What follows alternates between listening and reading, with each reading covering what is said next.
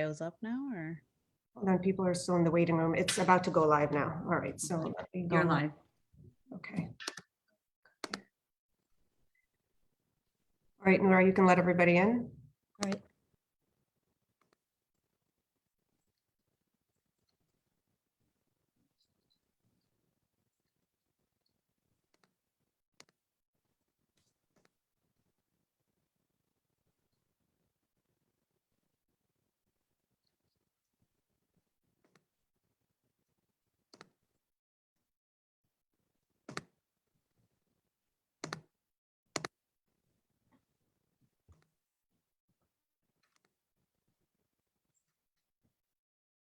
Hi.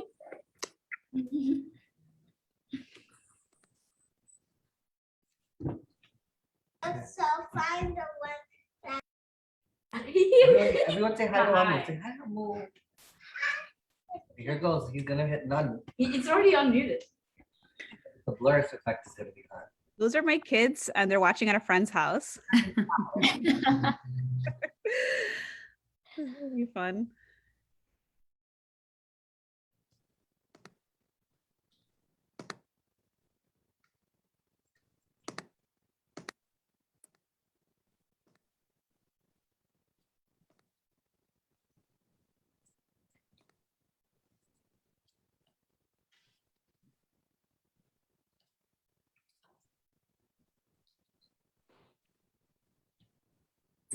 Hi, everyone. I'm sorry I'm at the football field with my kids. Nice to meet you all. Hi. Hi. Assalamu alaikum. Welcome, everyone. We're just going to give everyone a few minutes. If you can all kindly just mute your screens, mute your microphones rather, as you're entering. And we're going to get started in just a few minutes. We had a few technical difficulties, but we're all set and we're really excited to have you all with us today.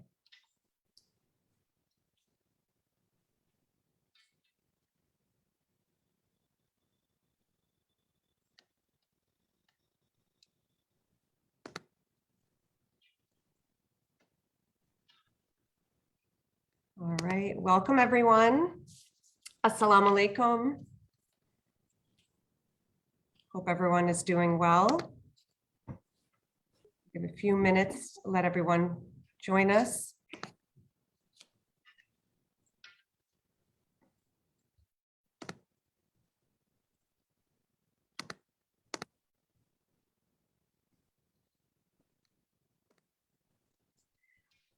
Assalamu alaikum, good evening. My name is Dr. Uzma Sayed, and I'm the co-founder and the president of the Eid Holiday Coalition. On behalf of the coalition, I wanted to welcome you all to our event tonight, where we celebrate Disney's short film, American Eid, and the woman behind it all. We are pleased to have the support of both national and local organizations today, such as American Muslim Community Fund, Islamic Relief USA, Pakistani American Society of New York, Ali Hasnain Foundation, Muslims of Long Island, Islamic Center of Melville, to name a few. Also joining us is Nabila Iqbal from American Muslim Today, which is a nonprofit news journalism platform. We are also delighted to have Dr. Asim Padela with us from ISPU, which is the Institute for Social Policy and Understanding. Dr. Asim is an internationally recognized thought and research leader in the fields of Muslim health disparities and Islamic bioethics. We also have Arshia Wajid, who is the founder and board member of American Muslim Health Professionals. 6 years ago, I started on a journey to have Eid holidays recognized in our school district of Syosset with over 20,000 residents. After unanimous approval and the formation of the Eid Holiday Coalition, we have provided resources and tools to empower communities in close to 50 school districts across the US to achieve the same. Tonight, we are delighted to hear from Aqsa Altaf, the writer and director of Disney Studios' American Eid, with a focus on our common goal of diversity and inclusion of American Muslims. Los Angeles-based filmmaker Aqsa Altaf loves to capture moments that feel like they are stolen from everyday life with a cinematic edge. Being raised in Kuwait by Muslim Pakistani and Sri Lankan parents, Aqsa is fascinated with telling stories that are diverse in nature and reflect on subject matters that are universal. Aqsa's short film, One Small Step, played at the American Pavilion at the Cannes Film Festival in 2019. It was also shortlisted for BAFTA Film Awards. She was also nominated for the Young Director Award in 2019 at Cannes. She got selected as one of the directors for Disney's Launchpad Season 1, under which she wrote and directed her short film American Eid, which is now streaming on Disney+. Aqsa has also directed commercials for brands like Disney, Amazon, and Uber. Currently, she is developing her first feature as well as a TV series based on her short film Heat with a major studio. And now I will turn it over to our advisory board, who will give you a brief overview of our work. Sarah, if you can put the slides up. Thank you so much. Assalamu alaikum, everyone. So I guess we should start at the beginning. The Eid Holiday Coalition started on Long Island. Next slide. And it all started in 2016 when Syosset became the first district to adopt Eid holidays in Long Island. Next slide, thank you. So where it all began. And the movement for inclusion, that's where it began. Over the next few years, we have been able to find parent representatives across many districts across Long Island to mirror Syosset's successful strategy to adopt Eid holidays in their own districts. Through this coalition, we have been able to work together as a team, communicate, share resources, and support each other. And we've been able to get about 21 districts approved that make up a large part of Nassau County, and many more districts that are in the pipeline towards approval. Next slide, please. These are just a few of the districts that we have approved over the years, and the pending districts are also in the process. And hopefully with everyone's support, we can get it done. Next slide here. And with the leadership of Uzma Sayed, we've been able to have national success in Pennsylvania, Virginia, and even Syracuse, New York. Next slide. So the process begins with education and petitioning, just like Amina did in the movie. This is an example of what we use to educate our school boards here on the slide. This is how we illustrate what the holidays are, how important it is for us to be able to spend it with our families. And personally, this was my favorite part of the movie when Amina was just discovering her power and her voice and petitioning to have Eid holidays acknowledged in her own school. Next slide. So we didn't stop there. The coalition became a jumping off point to build electoral power. Next slide.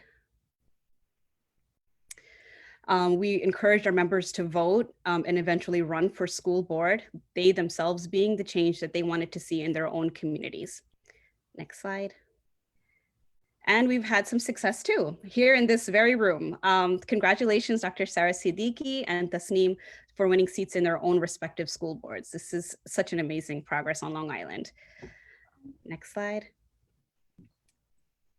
So this is an example of when the school boards acknowledge our holidays. We offer them gifts and cookies to kind of make it, share the holiday spirit and encourage more inclusivity in our schools. This ongoing conversation has even led to more diversity and inclusion initiatives in our districts. And we have committees and meetings, and there's just this overwhelming response from our communities. Next slide. So strength in numbers. So we built community power by creating this sign-on campaign. We introduced a coalition and gained support from over 50 unique organizations and faith centers across Long Island. We expanded this support to our local congresspeople. Next slide. State senators and legislators sent out their own letters of support. They even released Eid greetings and Ramadan greetings messages on their social media. And this further has lended itself to the community of inclusion. Next slide. So our elected officials took it even a step farther. We've been able to partner with many allied organizations and had some legislation that can effectively pass Eid holidays in all of New York State. So we're hoping that this event and this initiative can get these bills passed into law. And if you have more questions about how to get involved, you can email us at longislandeidcoalition@gmail.com, and we can share how you can support these bills and turn them into laws and have Eid holidays off for everyone so that no one has to petition ever again. I'm going to hand it off to Sophia. Hi guys, thank you. Aqsa, it's such honestly an honor to be part of this group, and standing on so many shoulders and members of the community that have really supported this. It's not just one person; it's really an entire community, and it's really an honor to be a part of that. I just want to say, watching your film totally made me cry, and I'm a giant puddle, but it's an example of how art is imitating life, life imitates art, as Dr. Sayed had said, the other day. One initiative that we are pushing in several school districts that's relatively kind of newer is pushing for halal food and offering that. And that's actually been really, successful in some districts. And as we continue to increase awareness on that, it's getting picked up, and we look forward to continue in that effort. I'll pass it over to Hassan to speak about prayer space. Assalamu alaikum, everyone. Thank you for joining us tonight. So Eid Coalition isn't just about getting Eid holidays approved for the Muslims here. It's more than that, and it's evolving. So another initiative that we're working on is getting prayer space for the kids that are going to school, so that they have a place where they can go and say their prayers or namaz. So that's another initiative that we're working on. And with that, I will turn it back to Dr. Usma.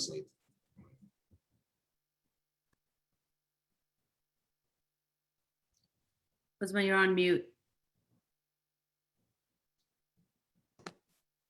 Thanks, everyone. Please enjoy this short clip of Eid reflections from our community.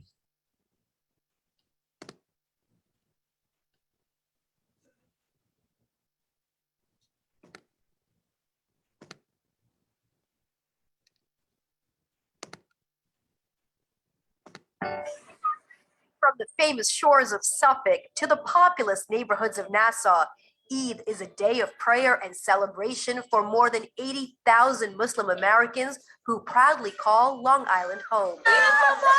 From the East End to the West End, you can feel Eid in the streets, in the halls of government, and in homes and businesses alike. Long Island Muslims join their neighbors, some 1 million New York City Muslims, and the greater global community of 1.8 billion Muslims in observing Eid al-Fitr and Eid al-Adha. Eid is a call for community, a call for all Muslims to gather and pray, exchange goodwill and presents, break bread, and build bonds. But when school is in session, not all Muslim youth here on Long Island are able to respond to this call for unity and group prayer, as they are divided by districts.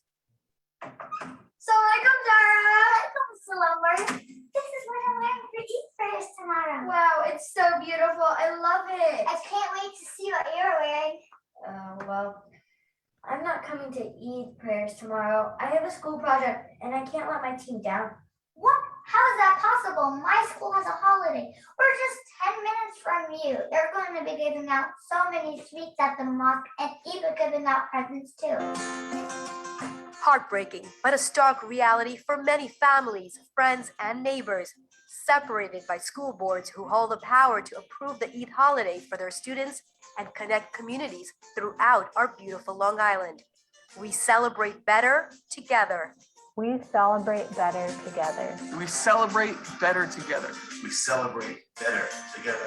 We celebrate better together. We celebrate better together.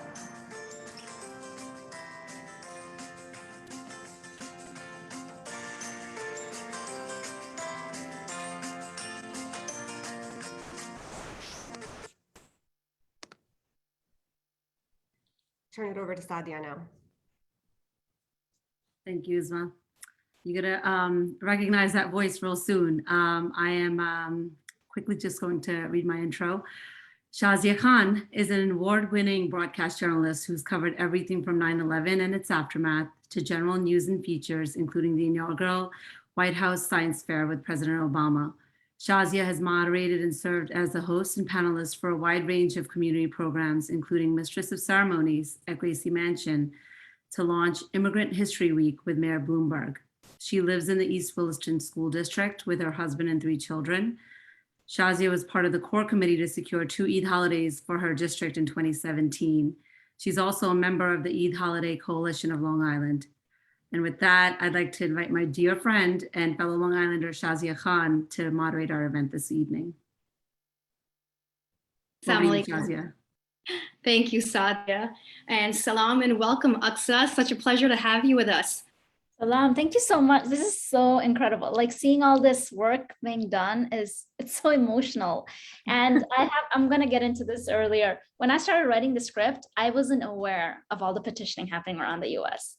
So, and when I found out about that, it's just, like you said, it's life imitating art, art imitating life is a perfect example of like our individual stories become community stories. We all have the same struggles that we have, you know? So that's a beautiful thing about art, that by sharing your specific story, you make it so universal. Definitely common ground. Well, congratulations on American Eid. And let's begin the conversation with a clip from your Disney short film.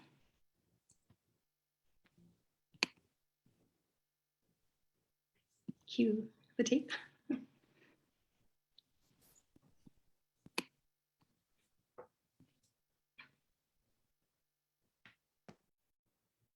Go.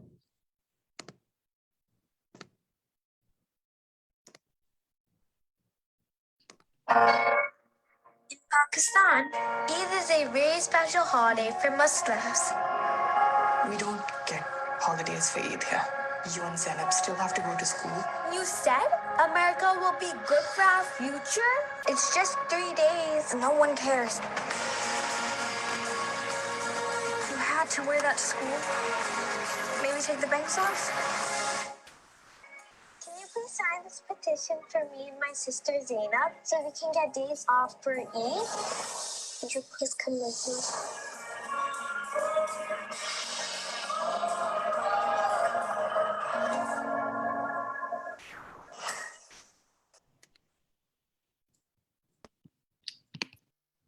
Thank you as well.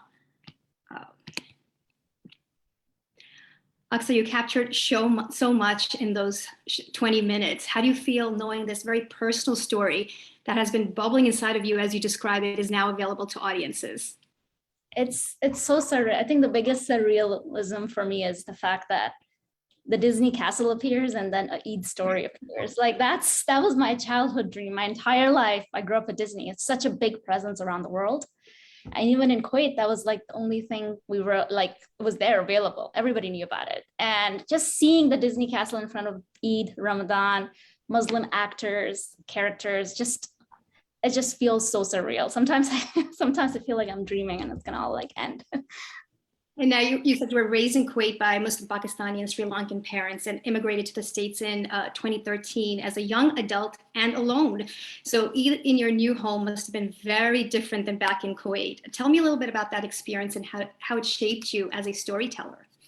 Definitely. I think one of the biggest realization I had is so far we have been telling immigrant stories where it's about immigrants assimilating. It's about them accepting what is given to them. It's about them like just making it work. And I feel like we are entering a new era of stories where really we have to be like, it's not a one-way street. It's you accepting your new home, but your new home accepting you for you, who you are, like truly and unapologetically. So that was my kind of like journey when I first immigrated to US. Every Ramadan Eid, it was just crickets. And I didn't have a community here when I immigrated here. I would just go to work, go to school. And it just became one of those things where I was not even talking about it because I was like, oh, nobody even knows what Eid is, like that word. If you're not around Muslim, South Asians, or just Muslim community, nobody knew what Eid Ramadan was. That was a problematic in itself because I mean, there's more billions of us around the world. And the fact that Eid and Ramadan is not a common language, like common words in the ether, was very troubling compared to all that in the media. Which city were you in? I was in Los Angeles. I came to Los Angeles, California. And then, yeah, so I didn't talk about it because I thought nobody wanted to hear it. That's another thing, right? Because every time you write a Muslim story, the first question you get asked is like, who's the audience for this? That's like a first discouragement you get. Even at school, like at school level, where you're supposed to explore and be free and like take risks. So anyway, my journey was kind of like starting as Zainab and going into becoming Amina. And I think we all kind of, as you get older, become more like our younger selves. And I think that's just the irony of life and growing up and coming of age. And you didn't want to do this film from a Western lens, which was very important to you. Yeah, I wanted to avoid that because one of the things that I remember when we first started writing the script is everybody was questioning this idea that should we compare Eid to Christmas for people to understand what Eid is or what its significance is to the Muslim community? And that in itself was such a Western gaze, a Western lens. And I grew up watching stories about Christmas, about Thanksgiving, about Halloween, and none of that was equated to Eid for me to understand, right? And because it was told through a story and this character went on a journey that the audience empathized and sympathized with it. And that's all you need at the end of the day. Eid can stand on its own and the story can tell that.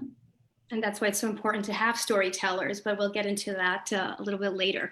Now, while Zainab and Amina's story is one slice of the American Muslim experience, I think everyone can relate to the fact that I mean, you had said that it's more impactful for the purpose of education to teach about these about culture and religion outside the textbook experience. Why was that important to you? I think it's because part of the reason is people, for example, like the fact that people still question, they were like, oh, we didn't realize Eid is like Christmas. Like, I'm like the fact that they're not even aware of the fact that there is a holiday for this religious group that they celebrate. They don't have that understanding. And that just blows my mind, because if you think about it, that's a common denominator across so many faiths and religion and cultures. So, and then the more people realize about that, then they realize, wait a second, Eid is very, very important to Muslims. And the fact that they don't go to school, like it just becomes a layer of knowledge that you can't just give people one sentence in a book like Eid is a Muslim holiday and people will understand that. They have to understand the emotional gravity it carries, you know? And I think storytelling is the only way to do that in a profound way and in a global way. And I love that you capture that in American Eid. And I love the title, American Eid. You know, it's not just Eid in the States, United States, or Amina's Eid, but American Eid. Was it purposeful? Yes, it was, because that was how I was describing. I was like, this is my American Eid. It was very lonely at first. And I realized for me to come home, I had to make my American Eid my own. And that means going out and just talking about it until everybody was just like, stop. And that's been my mission, just talking about Eid. And honestly, it's been such a rewarding experience, because the minute I started making this film, every Eid, I will get a holiday from my coworkers saying, Eid Mubarak. That's never happened to me, you know, and they would be like, take the day off. That's never happened to me. I feel like I'm finally home. Like the home has embraced me and now I am home. Like before that, I was just a stranger in this land. And did what Eid means to you back home in Kuwait, is it different from what it means to you today in the States? It is only the family aspect of it, because my family's still back home, and inshallah, I will immigrate them here one day. But other than that, it's like once they come here, it'll be exactly how it is. But the fact that I can talk about it and take the day off and celebrate it, even remotely with my family, and then just be able to proudly mention that, hey, this is my holiday. I'm taking the day off. Like, like wish Eid Mubarak. Like I do that to you. I wish you Merry Christmas, you know? So yeah, I think that just being vocal about that was very important, I realized, because who else will do it if we don't do it? Exactly. And I love how Amina, while she's new to the country, she finds her very American voice by speaking up and advocating for change. She's like, okay, this is what needs to be done. This is how it's done. Let's start the petition. That is a funny thing, because I feel like the idea of petition is so American. It's such an American thing. But she's like in her short kameez, and you know that she's doing the very American thing. Yeah, exactly. And she discovers that in school. She's like, oh, somebody's petitioning for plastic straws and plastic cups, then I can also petition. But I also think it was very important for me to tell a story about a Muslim girl that I was just so tired of seeing Muslim stories about Muslim girls shown as suppressed, and just like being the person, not an active protagonist, like never an active protagonist. And that is so damaging, because I was raised in those stories and I did not want to like ever perpetuate that in any shape or form. And if anything is true about us, is how much power we have. in our faith and religion, right? Like how much power women have. And I wanted to create a woman character, a little girl who is just so powerful and is using her power. And yeah, she saw the petition, but it was her idea to go out and do it. She just used somebody else's tool, but it was her willpower, which was always hers. Exactly. And what was it like to shoot during a pandemic? I saw some behind the scenes clips and everyone had masks on, and but you could still see their smiles or feel their smiles. But what was that experience like? And for your first like big film with Disney? It was the hardest. It was a crazy experience. I also, just to give context, so the week we shot was the week of the election. Yeah, like the last day of the film. Emotions were high. Yeah, when the Eid party was happening in the class, that was November 3rd. So it was a crazy like coincidence. It was yeah, it's a pandemic, election. It was also the week of the Halloween, and apparently somebody was like Mercury's in retrograde, whatever. Everything was going bad that week. So it was like a really, really stressful week. But I think sometimes right before the sun rises, it's always dark. So it kind of felt like, oh, it's turbulent for a reason, because it's meant to do good. So it was hard. And I think our actress, the Amina actress, it was her first time acting ever. She never even auditioned before this. Natural. She's such a natural. It was her first audition and very first role that she got. So I was worried about working with her in a pandemic like setting where, I couldn't even see her face and stuff, but it all worked out. She was amazing. She was the best. She was, yes, she was. And so I know we have some questions from our young viewers, but before we take them, what advice do you have for youth or even young adults who want their story heard through the arts, whether it be writing, filmmaking, any of that? I would say that the biggest lesson I learned in life is that don't tell anybody to tell you that your story is not worth telling, because everybody will tell you that. And my entire film school experience, that was the first thing I got. No, there's nobody that's going to watch this film because it's a Muslim story. And I feel like for so long, our idea of who our market has been so unconsciously biased. They never calculated us. It was always this very small group in the Western part of the world that was like part of the market. I think just breaking that, knowing if you want to watch that story, somebody else is going to want to watch that story because you are part of a big community and that community will support you and raise you. And that would be my biggest advice. Just don't listen to people if they tell you no. Be like Amina. Right. Advocate for yourself, petition for yourself. Exactly. Okay, thank you so much for your time, Aqsa, but there's still more. I'm going to give the screen back to Sadia, who is taking questions from our viewers. Some as young as like 7 and 6, which is wonderful. Wow. I'm excited. Thanks, Shazia. So I have a couple here.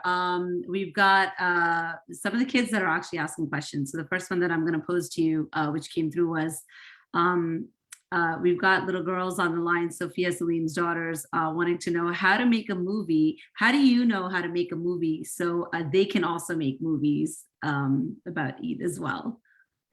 So how did you learn how to make movies? How did I learn? So I learned to make a movie because I loved movies so much. I used to watch them so much. And then I started like just seeing what they did. I would stop the film would go on, I would stop and see, I'm like, oh, this is one shot, one angle, this is another shot. And I would try to create it on my phone.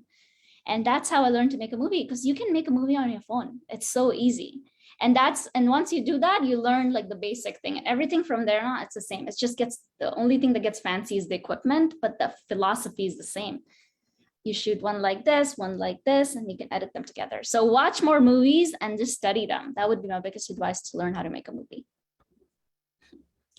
I think you have a future, Los Angeles, residents coming your way. So make room. I love that. We need it. We need it in Hollywood. Yeah, especially women, right? All right. So the next question that I have for you is from Natalie, and she asks, what does Eid mean to you? Eid for me is family. It's the memories I've had with my family growing up. It's embedded in the spiritual and faith-based blanket. At the end of the day, we are all protected and loved because we are with our family. And that's what, for me, Eid is just having fasted for 30 days with my family and breaking every fast with my family, and then celebrating that we were able to do that. And having little like specific traditions that we used to have, like every family has such specific traditions for Eid. And that is what makes it so special, because you can pass those traditions on and they live on even when the family is no longer there. And I think that's the beauty. For me, that's Eid. It's just celebrating your 30 days of fasting with your family. Okay, the next question I have is from Hina. Her son Hamza Sheikh, he's 10. He wants to know how long did it take to create and shoot this film? So I wrote the script, and then Disney read the script and really liked it. So writing the script took me around a month, and then we went into prep, but then the pandemic happened. So our prep got extended. So I would say we did like good 5 weeks of prep, and then we shot for 5 days. So 5 weeks of prep is where we find the actors and the crew and get costume and do production design, paint walls and all those little things. And then we shoot for 5 days back to back. And then the editing and everything, that was a whole month. So in total, I would say like 4 or 5 months. Okay. Another question for you. They're just rolling in. This one's from Nabila Iqbal, and she asks, was this your first time working with young actors, and was it different from working with adult actors? It was not my first time. I have worked with child actors before, and I love working with children. To me, they're the most pure and honest and innocent, and you just camera captures that. And for me, I just love working with children. And if they're different from adult actors, I would say they are different in the sense that with children, I usually try to cast the personality that would end up becoming the character. So the child doesn't have to act per se, they can just be themselves. And yes, we will like place them in situations and make them come up with like expressions we want, but they're not trying to become a different person. They're just playing themselves. So that's very important to me. When I try to cast children actors, I just try to cast personalities that are true to the character that I wrote. Or sometimes the character will change based on the actor. I'll see an actor, I'll be like, this feels more like Amina. Amina has to change now because she feels more right. So that's how I would say, whereas with adults, usually I get actors and then they just like change into the character that I wrote, which is a very, very difficult process. It takes years to master that. Got it. Another question that we have is from Jacia, and she asked, did you ever imagine that your short film could create such a momentum? This big. It's so crazy to me. I remember I told my parents about it when I first got the Disney film, and they were like in shock, saying that they want to make a Muslim story. Like they were almost suspicious. They were like, what's the catch-22 here? And I was like, there isn't. They were like, but why? And I was like, I don't. The fact that we have so much, the fact that that was their response is sad in a way, because we shouldn't be living in a world where our stories are that we have to like be untrustful of like, why are they telling our stories? There's an agenda there, or there's something that's happening or is somebody else telling the story for us? So that's been going on for so long. So I feel like that was definitely a big surprise to them. And I named my characters, the main characters, mom and dad, after my mom and dad, because I wanted them to have their names on Disney, because I told them that I'd make them proud and put their names up on Disney someday.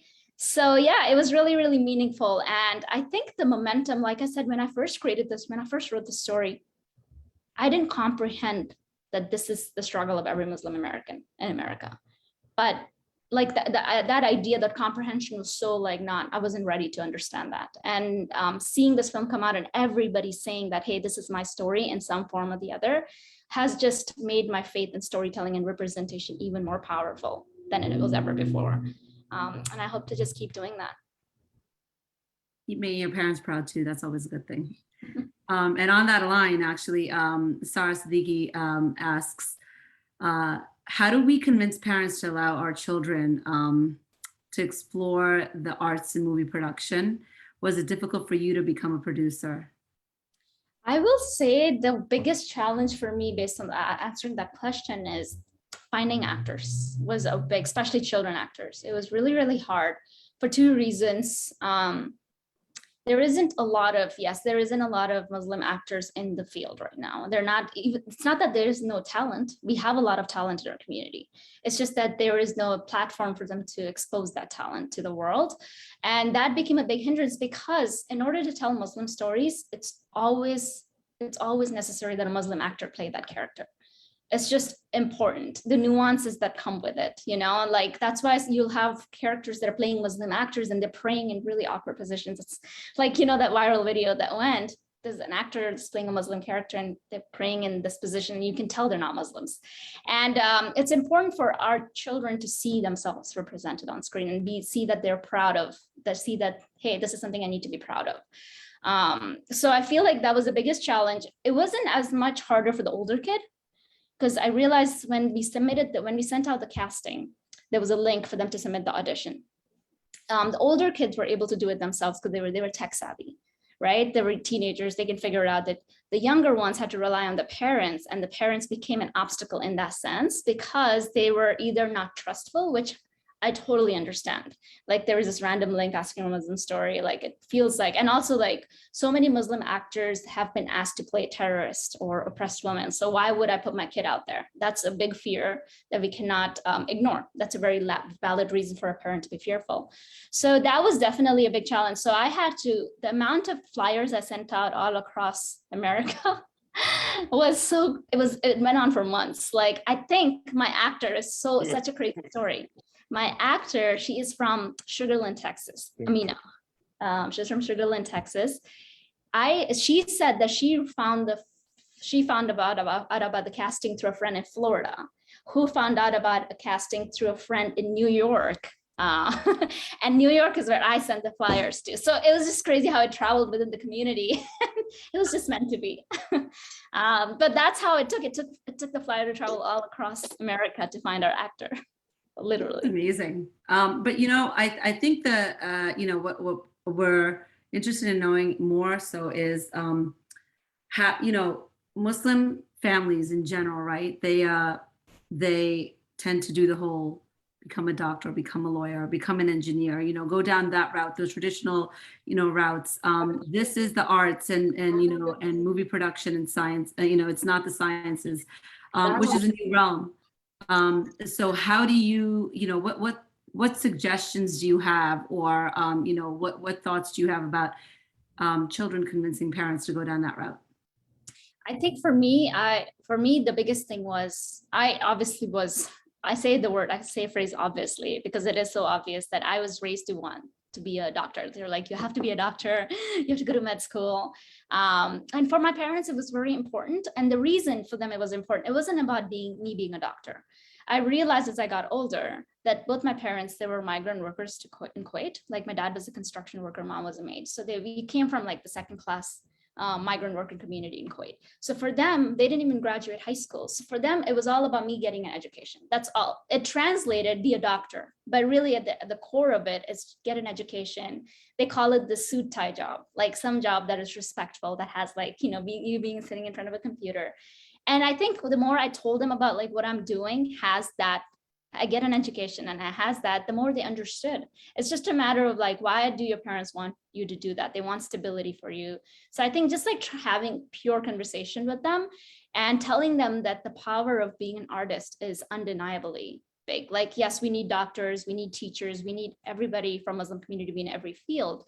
But if we don't have artists, that's kind of like the media that influences all that, you know? And I fear that I don't want to overshare this, but I remember I tried to talk to a grief counselor a couple months ago.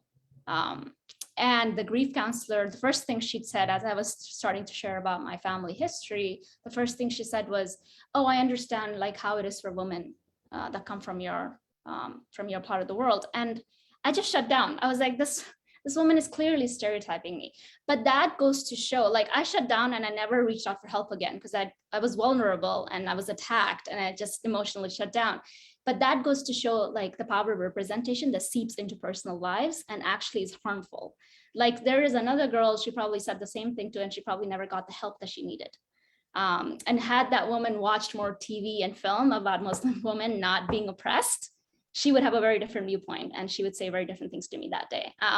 So that, I think those are the specific examples you can tell your parents about, because media is so powerful. It's just so powerful. Okay, I still have a lot of questions from our participants. So I'm just gonna keep going, Shazia, if that's okay. Okay. Please, yes. Okay, so the next one is, how did you create each scene and what makes it unique? So the biggest challenge for me was the film had to be 20 minutes, actually like 19 minutes with credits on Disney Plus. So that was like a rule Disney gave us.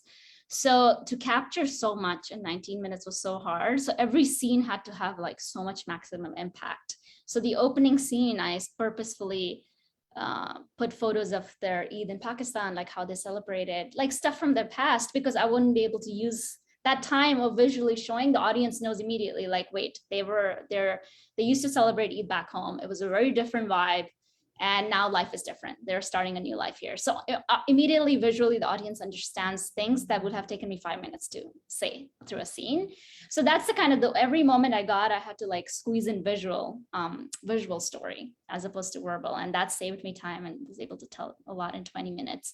Also, Zainab's story is could be its own like film, because so much is happening in the background with her, and she's not even our main protagonist, but we kind of get hints of what's happening with her story in the background. But really it's about Amina. Amina is the main focus in the film. I'm sensing part 2. Same. We have another question from Tawfiq's daughter, Amira. She's 8. She wants to know, did you make any other movies? I did. I made a lot of movies, and one of my thesis films I made was also with children. It was called One Small Step, and it was a 9-year-old as well. Amina was also 9, and a 6-year-old. And that was the film that Disney saw and gave me this film. So that's how it works. You make one film, and then you get another film from it, and it's like a ladder that you go up. But yeah, I love making films. Been making them for 5 years now. I think you just answered Natalie's question, which was, how did you get involved with Disney? So you kind of just spoke about that. So we're going to go to Yas K. If we have a script, how do we showcase to people like Disney? Listen, we need the plug, we need the in. You have a script. So the American Eid was produced through their Launchpad program, which is what their diversity and inclusion team is doing to showcase more underrepresented voices. So they have an open application every year. So I would just say submit to that. That's what I did. I went online and submitted to that. And it's a small script that I thought that I was told nobody was going to want to make. All of a sudden Disney wanted to read it. So I would just say, like, go on the website of Disney. It's called Disney Launchpad on Google, and you can submit your script and get that seen to the world. And there's also I'm actually been exposed to a lot of Muslim communities here that are filmmakers, like Muslim artists and Muslim filmmakers, and they have been so supportive. Like we lift each other up. So if I have a script, I can reach out to them and I can tell them, hey, I want to take this out, and they will find ways to help me. So I would say connect with your fellow Muslim filmmakers and artists, because we are there for each other. We're like each other's backbones. Sophia, I hope you're taking note for the girls. All right. What is it like navigating, and this is from Farhana, what is it like navigating Hollywood as a practicing Muslim woman? What challenges do you face and what keeps you going? I think the biggest challenge I face sometimes is sometimes I'm in a room, right? And I'm supposed to represent the Muslim voice in the room and say the stories about a Muslim person. I always get very suspicious if I'm the only one in the room. I'm like, why am I the only Muslim person? Like, I cannot carry the burden of 1 billion people. Like, that is just not fair. But also I realized that's their way of getting away from hiring more Muslims. They're like, oh, we have one Muslim person, check the box, we're done. And as a Muslim filmmaker myself, I always voice that I need more Muslim filmmakers in the room. I can't be the only South Asian, only Muslim. I can't carry the burden of 2 billion people. Like, it's not fair. And also, sometimes they assume, oh, you're Muslim, so you're also able to tell Arabic story. I'm like, no, like, that's different. Like, Arabs are very different. Like, just like educating constantly has been a battle, for sure, because as much as it's important to do that, it also gets exhausting because you're constantly just validating your existence and your identity to people at all times. But it's also the important fight, because I'm able to voice that. I'm able to get more people in the room that are Muslims and giving more Muslims chances and voices, and other Muslims are doing that for me. So I would say that's the biggest challenge for me. And then the second one has been just like, they expect that if I write a Muslim story, it has to be about identity. Like it has to be about Muslim identity. And I think we need to enter an era where, yes, it's important to tell a story about Muslim identity, but it's also important to tell stories that are about characters that happen to be Muslim. Like it doesn't have to center around their faith and culture and religion at all times. And it's because then we become normal in society. Like people are not going to question if there is a hijabi protagonist, because they're not going to be like, wait, is that hijabi protagonist there because she's going to talk about Islam? Like, no, she's just a hijabi who happens to be this character, So that's my biggest thing, because every time I write a Muslim character, that's a question I get asked. It's like, if it's not about their identity, why are they Muslim? And I'm like, So that's the biggest challenge. I have to like constantly push against and explain and educate. So I will say that, we still have a bunch of other questions, but based on what you were just saying, we've got Hassan's 8-year-old son, Hadi, who wants to, know if you have any upcoming projects that he can be casted in as an 8-year-old boy. He's very much interested. So, you're going to broaden that horizon of Muslim, Yes, we need in it. LA. We need it. We need more actors. Like seriously, there's a big market gap for it because so many Muslim stories are being told now. We need all our artists.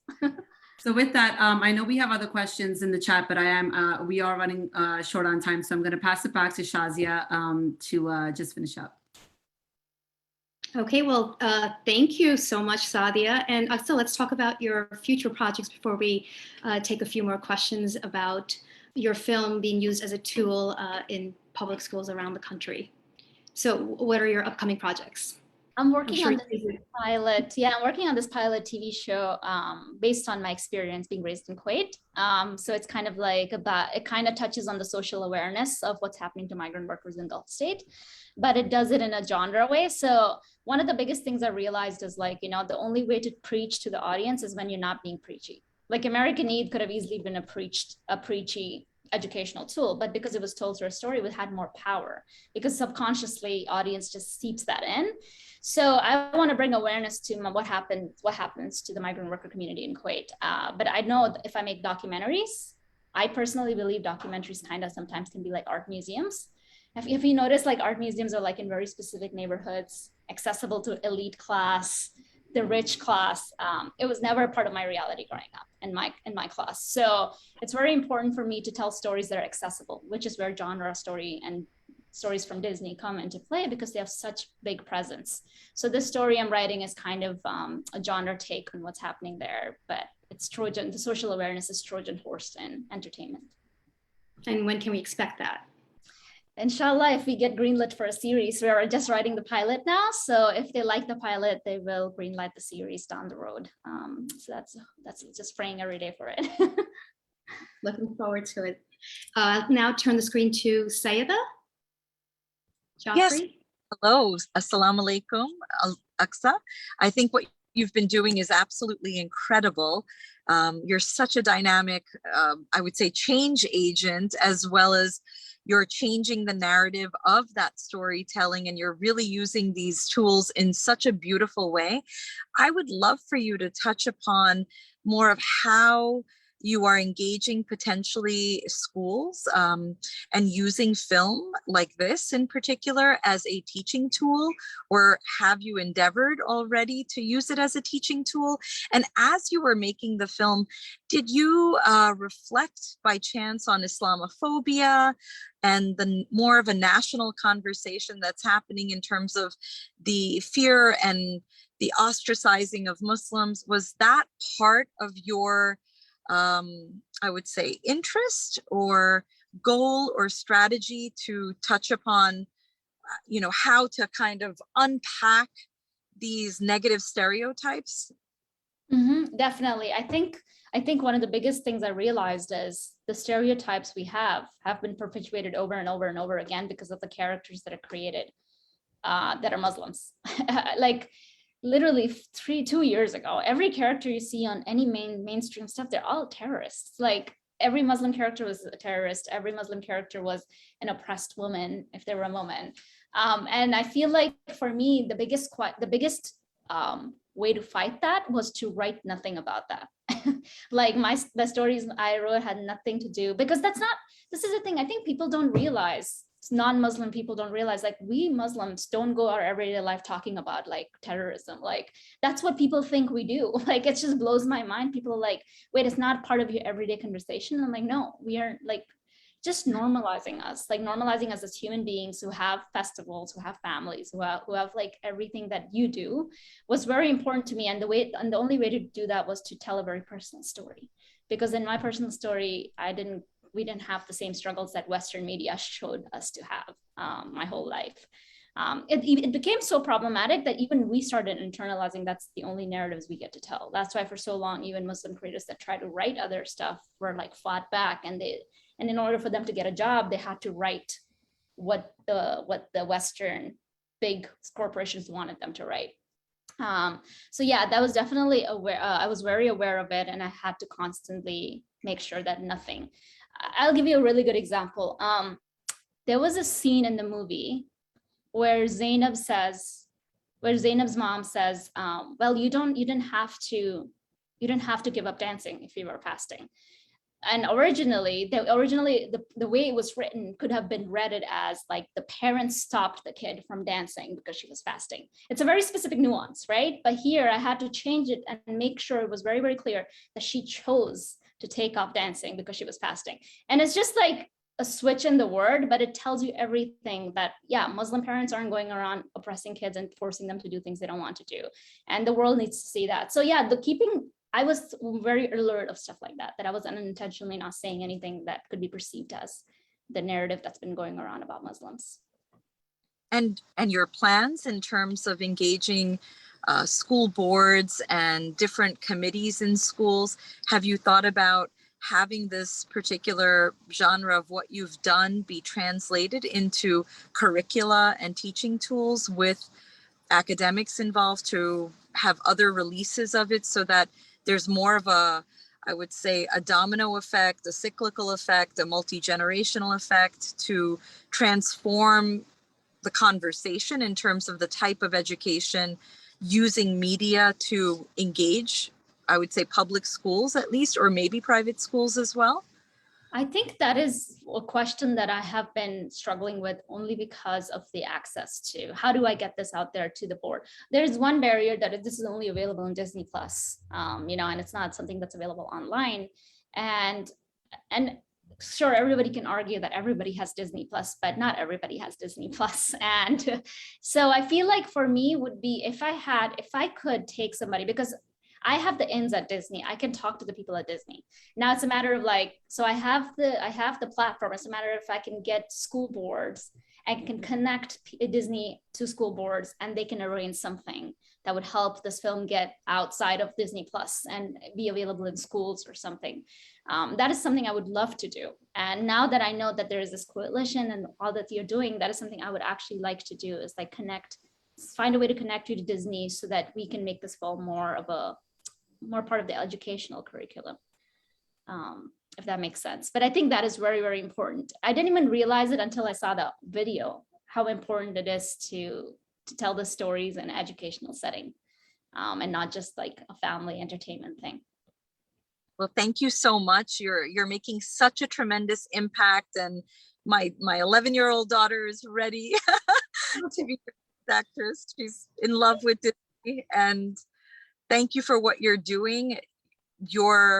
I would say your vision is far beyond perhaps the impact that you even realize, but mashallah, you've done such a great job. Thank you. That means a lot. Turn it over to Uzma. Thank you, Aqsa. Thank you. Well, Aqsa, I can tell you we are all just speechless over here listening to you. Not just the adults, but the kids have just, been blown away by you. And in fact, I think many of the children just want to say hi. If you guys can unmute yourselves and say hello to Aqsa, you get to. Hi. Hi. Hi. Thank you so much for watching American Eid and for listening. That means so much to Start the game. Stop. It's my favorite movie. Hello. This is too much to handle for me. I'm getting direct feedback from the audience.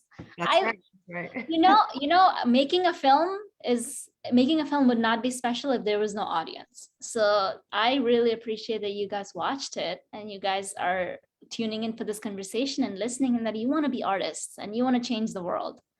I love that. Are you going to keep doing that? I love making art.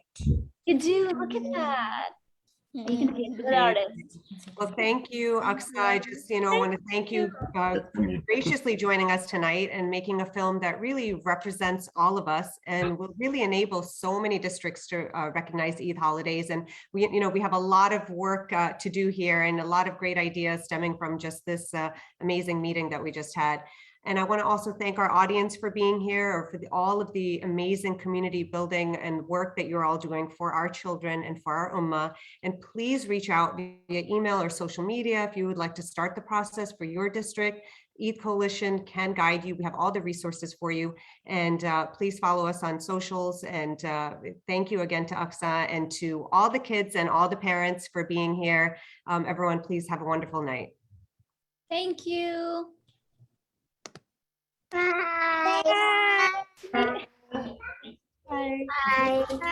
Assalamualaikum. Hadafis. Bye. When are you coming home, kids?